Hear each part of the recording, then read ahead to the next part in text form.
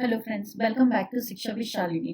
Friends, मुझे लगा था कि सीईटी के बारे में आप सबको पता होगा, लेकिन फिर भी मेरे पास कुछ कमेंट्स आए थे। वो लोग पूछ रहे थे कि मैम आपने जो सीरीज स्टार्ट की है सीईटी के बारे में, या सीईटी में जो साइंस कंप्यूटर्स और कुछ सब्जेक्ट्स आने वाले हैं उसमें से जो भी आप कवर करवा सकती हैं वो आपने शुरू किया है।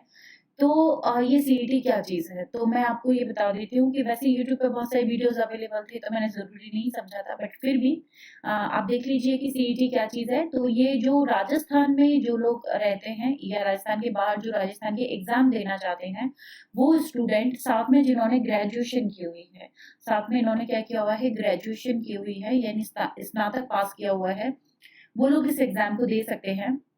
इसके फॉर्म अभी चालू हैं। आप 31 अक्टूबर या शायद 30 अक्टूबर तक आप इसके फॉर्म भर सकते हैं, तो एज़ सून एज़ पॉसिबल इसके फॉर्म भर दीजिएगा। ये क्या चीज़ है?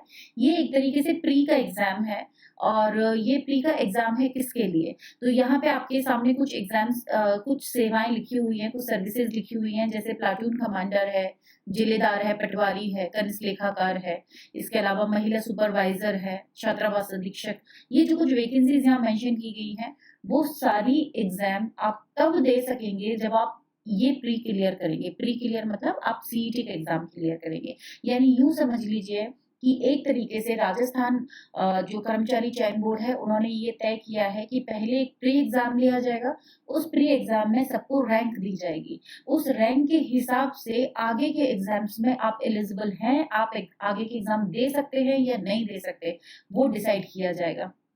तो ऐसा नहीं है कि सारी भर्तियों के लिए आपको इस एग्जाम को देना पड़ेगा, पर यहाँ पे जो मेंशन की गई हैं, ये जो 8-9 भर्तियां यहाँ पे मेंशन की गई हैं, इन भर्तियों को देने के लिए आपको सीईटी का एग्जाम देना होगा। अगर आप सीईटी में नहीं बैठना चाहते हैं या आप एग्जाम नहीं देना चाहते हैं, तो आप इन एग्जाम्स को भी आगे नहीं दे पाएंगे।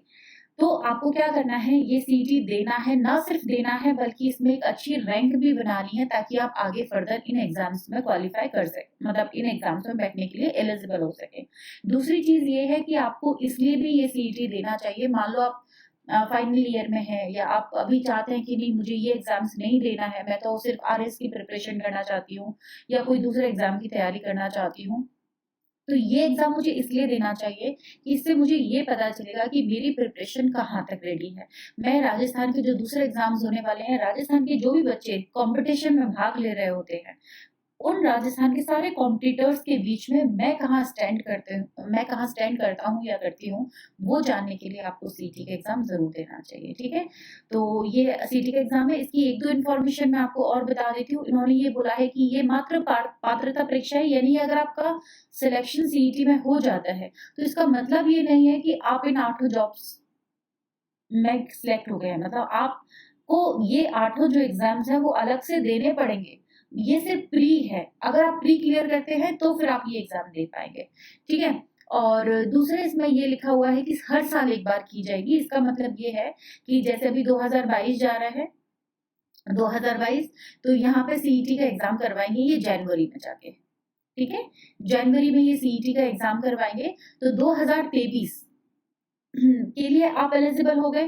ठीक है, 2023 में वापस एग्जाम करवाएंगे जो कि 24 के लिए हो जाएगा, यानी 1 साल तक इसका स्कोर कार्ड वैलिड रहेगा। ठीक है, मतलब ये शायद 3 साल के लिए वैलिड रहेगा। आई थिंक 1 वर्ष के लिए सीईटी का वैलिड रहेगा। परीक्षा का स्कोर यहाँ पे लिखा हुआ है 1 वर्ष के लिए वैलिड होगा। 1 वर्ष बाद दोबारा सीईटी का एग्जाम होगा, फिर आप दोबारा क्वालिफाई कर सकते हैं। अगर इस बार कम रैंक आती है तो आप दोबारा दे सकते हैं, अच्छी रैंक आती है तो फिर बहुत अच्छी बात है, आप ये सारे एग्जाम भी दे पाएंगे। ठीक है, और इसके बाद है स्कीम की बात करते हैं। तो इसमें बेसिकली सारे सब्जेक्ट जो भी राजस्थान के सारे एग्जाम्स में जनरली आते हैं वो सब एग्जाम्स के अंदर आते हैं। फॉर एग्जांपल हिस्ट्री, तो हिस्ट्री में केवल राजस्थान की ही नहीं बल्कि इंडिया की हिस्ट्री भी आएगी और आर्ट एंड कल्चर भी आएगा। इसके अलावा ज्योग्राफी की बात करते हैं, भूगोल की बात करते हैं, वो भी राजस्थान का भी आएगा और इंडिया का भूगोल भी आएगा। इसके बाद हम इकोनॉमिक्स की बात करते हैं, इकोनॉमिक्स में भी राजस्थान का और इंडिया का सारा इकोनॉमिक्स आएगा। हिस्ट्री में आप आर्ट एंड कल्चर को भी इंक्लूड कर लीजिएगा, आर्ट एंड कल्चर भी इसमें आएगा। ठीक है, और इंडिया और ये दोनों आएंगी, इंडिया प्लस राजस्थान।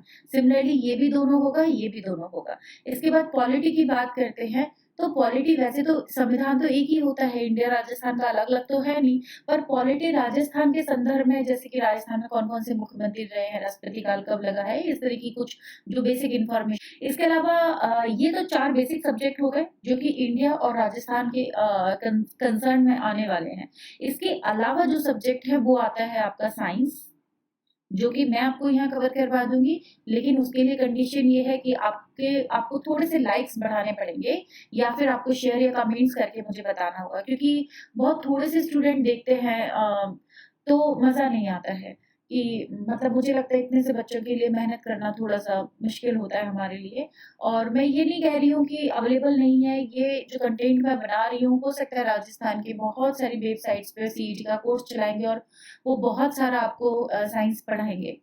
पर एक सिंपल सी बात मैं ये बोलना चाहती हूँ कि टाइम कम होता है। अगर आप इस तरह की वीडियो देखना पसंद करते हैं जहाँ पर बहुत सारी इधर-उधर की बातें की जाती हैं, हमारे चैनल को लाइक कर देना, सब्सक्राइब कर देना, आप ये तो आपकी चॉइस है, मैं ये नहीं कह रही हूँ, लेकिन फिर भी मैं चाहती हूँ कि आप अपना कम से कम टाइम खराब करके ज़्यादा से ज़्यादा कंटेंट इकट्ठा कर सकें। तो इस तरह से अगर साइंस पढ़ना चाहते हैं तो आप हमारे चैनल को भी चूज़ कर सकते हैं, अदरवाइज़ आपकी चॉइस, जहाँ आपको अच्छा लगे आप वहाँ पढ़िए। पर मेरा सजेशन ये है कि आप इस एग्ज़ाम को ज़रूर लीजिएगा। इसके अलावा हिंदी है, और हिंदी के अलावा इंग्लिश भी है, ठीक है? तो जो लोग बड़े एग्ज़ाम देना चाहते हैं जैसे कि आरएएस वगैरह, उनको भी ये दे लेना चाहिए, क्योंकि आरएएस में भी प्री होता है, यहाँ भी होता है, और वहाँ पे भी लगभग यही सारे सब्जेक्ट्स होते हैं। उसमें भी सारे सब्जेक्ट्स आते हैं सिवाय हिंदी इंग्लिश के, तो हिंदी इंग्लिश मेंस में आ जाती है, इट डज़न्ट मैटर। और इसके अलावा है कंप्यूटर, ठीक है? तो ये सारे सब्जेक्ट, और इसके अलावा करंट अफ़ेयर तो है ही, करंट अफ़ेयर।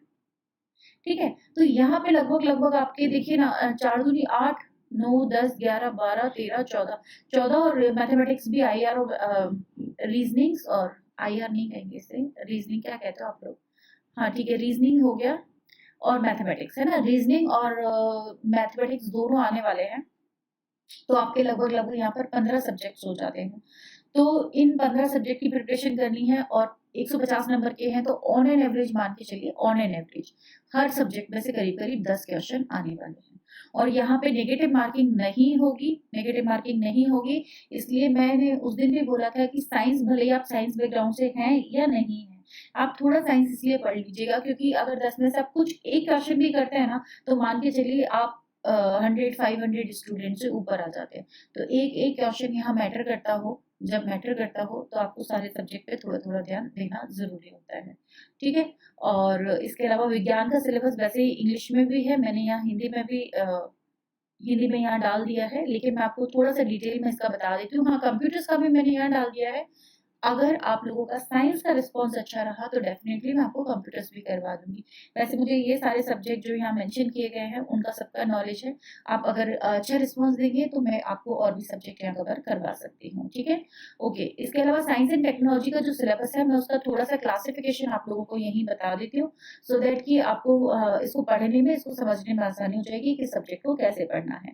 तो ठीक है, साइंस एंड टेक्नोलॉजी का जो सब्जेक्ट है, उसमें सबसे पहले तो ये कुछ टेक्नोलॉजी रिलेटेड चीज़ें हैं, जिसमें आईटी यानी इंफॉर्मेशन टेक्नोलॉजी की है, डिफेंस है, डिफेंस यानी रक्षा हो गया है, इसके बाद स्पेस है, अंतरिक्ष विज्ञान हो गया है, और स्पेस में ही आपका लगा हुआ आएगा सैटेलाइट के बारे में, ठीक है? तो यहाँ पे आपको आईटी, डिफेंस और स्पेस 3 टेक्नोलॉजी के बारे में स्पेशली पढ़ना है। और आपको एक और चीज़ बता दूँ कि जैसे आप इंफॉर्मेशन टेक्नोलॉजी पढ़ रहे हैं, तो इंफॉर्मेशन टेक्नोलॉजी में राजस्थान गवर्नमेंट की तरफ से स्पेशली क्या काम किए गए हैं, सपोज़ कहीं पे आईटी पार्क बनाए गए हैं, है ना? कुछ यूनिवर्सिटीज़ ऐसी बनाई गई हैं जो इंफॉर्मेशन एंड कम्युनिकेशन के लिए इम्पोर्टेंट होती हैं, या किसी तरह का कोई ऐप लॉन्च किया गया है राजस्थान गवर्नमेंट की तरफ से जो कि इंफॉर्मेशन रिलेटेड है, जहाँ से इंफॉर्मेशन मिल सकती है, या इस तरह की कोई भी टेक्नोलॉजी जो राजस्थान गवर्नमेंट की तरफ से अप्लाई की गई है, तो ये आप थोड़ा-सा राजस्थान के कंसर्न में भी आईटी को देख लीजिएगा। Okay, fine. इसके अलावा हमारा फिज़िक्स, फिज़िक्स में हमारे ये 3-4 चैप्टर्स हैं, इनफैक्ट 3 चैप्टर्स हैं, that is the electric current, heat, work and energy. Work and energy एक ही चैप्टर में आता है वैसे, तो heat and work and energy, तो हमारे 3 चैप्टर जो होते हैं वो हमारे फिजिक्स से कंसर्न किए गए हैं। तो आप इनको ये तीनों ही चैप्टर आपके ये जो चैप्टर है current and work and energy, ये वाले दोनों चैप्टर्स आपको 10th की बुक में मिल जाएंगे। ओल्ड बुक में वर्क एंड एनर्जी भी दिया हुआ है, और 9th और 10th की बुक में ये सारा सिलेबस आपको ऑलमोस्ट मिल जाएगा। इसके बाद में ये फिजिक्स बायोलॉजी का सिलेबस है, जिसके अंदर डाइट एंड न्यूट्रिशन वाला दे रखा है। Diet and nutrition class 10th की ओल्ड राजस्थान बुक में मिल जाएगा। ब्लड ग्रुप भी राजस्थान बोर्ड की बुक में मिल जाएगा, RH फैक्टर। तो ये तो हो गया आपका बायोलॉजी का। साथ में हेल्थ केयर से रिलेटेड कुछ चीजें दे रही हैं, जैसे इन्फेक्शन, नॉन इन्फेक्शियस यानी कि संक्रामक असंक्रामक रोग क्या होते हैं, और एनिमल बॉर्न डिजीज क्या होती हैं। यहाँ पे स्पेशली आप थोड़ा सा जो अभी डिजीज गोइंग ऑन है करंट अफेयर में, आप वो भी मिक्स कर लीजिएगा, ताकि वो करंट अफेयर इसका दोनों का सेक्शन कवर कर लेगा। जैसे मंकी पॉक्स हो गया है, या अभी अभी कोरोना का था, तो इससे रिलेटेड भी कुछ क्वेश्चन यहाँ पर पूछे जा सकते हैं, राइट। इसके बाद में एनवायरमेंट का हो गया है, ये काफी आसान है वैसे तो देखा जाए तो। और अभी कुल्लू नेशनल पार्क है, वो भी जैसे हमारे राजस्थान के कुछ हिस्से को कवर करता है 12 डिस्ट्रिक्ट में, तो आप वो भी हमारे लिए इम्पोर्टेंट हो जाता है। या फिर एनवायरमेंटल चेंजेस की हम बात करते हैं, वहाँ से रिलेटेड, और बायोडाइवर्सिटी से रिलेटेड, जस्ट लाइक अभी रिसेंटली राजस्थान गवर्नमेंट ने कुछ नेशनल पार्क्स और नेशनल सेंचुरीज बनाई हैं, तो वो अपडेशन उनका आपको रखना पड़ेगा। यहाँ एनवायरमेंट रिलेटेड तो बढ़ना ही है, कुछ ट्रीटीज हैं लाइक ओजोन की है या जो भी है, वो तो देखनी है। साथ में कुछ यहाँ पर अगेन मैं कहूंगी कि ये वाले सेक्शन से आप राजस्थान वाला सेक्शन भी कवर कर लीजिएगा। ओके, इसके बाद में ये प्योर, ये वाले सब्जेक्ट ना, ये जो 3 टॉपिक्स हैं वो प्योर आपके इकोनॉमिक सर्वे से मिल जाएंगे। इकोनॉमिक सर्वे से आपको इकोनॉमिक्स तो पढ़ोगे ही पढ़ोगे, इकोनॉमिक्स वाला जो सेक्शन है वो इकोनॉमिक सर्वे से कवर होगा।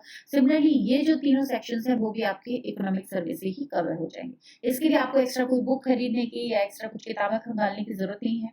आपको हॉर्टिकल्चर, फॉरेस्ट्री है, इस साइंस एंड टेक्नोलॉजी का डेवलपमेंट है, ये सारी चीजें आपको इकोनॉमिक सर्वे में इजीली मिल जाएंगी। ओके, इसके बाद में ये केमिस्ट्री का सेक्शन है, जो कि उन्होंने थोड़ा मिसमैच कर दिया है, लेकिन केमिस्ट्री का सिलेबस है जिसमें फिजिकल एंड केमिकल चेंजेस हैं। ये क्लास 9th की बुक में भी है, पुरानी वाली में, और 10th क्लास में जो रिसेंटली अभी चल रही है एनसीईआरटी वाली, वहां भी मेंशन किया गया है। एसिड बेस्ड सॉल्ट्स हैं, ये क्लास 10th की बुक में है। हमारे पास भी काफी सारे वीडियोस पे यूट्यूब पे बने पड़े हैं, आप वहां भी देख सकते हैं। Bleaching powder, baking soda, plaster of Paris, ये तीनों टॉपिक क्लास 10th में मेंशन किए गए हैं। सोप एंड डिटर्जेंट पुरानी बुक से भी पढ़ सकते हो और नई बुक से भी पढ़ सकते हो, पुरानी में ज्यादा अच्छा दिया हुआ है 10th क्लास की राजस्थान बोर्ड की बुक में। तो ये सारे टॉपिक्स हैं। हाँ, सोप एंड डिटर्जेंट का टॉपिक भी हमारे यूट्यूब पे आपको मिल जाएगा। तो ये सारे टॉपिक, वैसे ना ये वाले सारे टॉपिक्स तो हमारे शिक्षा विशालिनी के चैनल पे अवेलेबल हैं। तो आपको क्या करना है, ये केमिस्ट्री का सिलेबस हो गया है, तो इस तरीके से मैंने यहाँ मेंशन किया है। केमिस्ट्री का हो गया है, ये इकोनॉमिक सर्वे का है, ये आपका एनवायरमेंट रिलेटेड है, ये आपका डाइट एंड न्यूट्रिशन, ये बायोलॉजी का हो जाता है, ये फिजिक्स का हो जाता है, और ये साइंस एंड टेक्नोलॉजी का स्पेस मतलब टेक्नोलॉजी वाला सेक्शन हो जाता है। अगर आपको साइंस से ज्यादा फोबिया है तो इकोनॉमिक सर्वे और साइंस एंड टेक्नोलॉजी वाला सेक्शन कर लीजिएगा, इसमें भी आपके 3-4 क्वेश्चन कवर हो जाएंगे। ओके, तो ये पूरा सिलेबस देख लिया है हमने, एग्जाम के बारे में भी जान लिया है। अगर फिर भी आपकी कोई क्वेरीज रह जाती है तो आप डायरेक्टली मेरे नंबर पे कॉल कर सकते हैं, दैट इज द 8000398018। यहाँ पे आप व्हाट्सएप कर देना, टेलीग्राम पे व्हाट्सएप कर सकते हो। बस कमेंट सेक्शन कर दोगे तो ज़्यादा इजी रहेगा, क्योंकि वो मैं रोज़ देख लेती हूँ। तो आप कमेंट सेक्शन में भी मुझे मेंशन कर सकते हैं। अगर आपको ये वीडियो अच्छी लगी है तो इसे शेयर कर देना, लाइक कर देना, और चैनल पर मुझे बताना कि आप मुझसे CET का साइंस, कंप्यूटर साइंस या कोई भी सब्जेक्ट पढ़ना चाहते हैं तो मुझे बता दीजिए। Thank you so much. पढ़ते रहिए, खुश रहिए।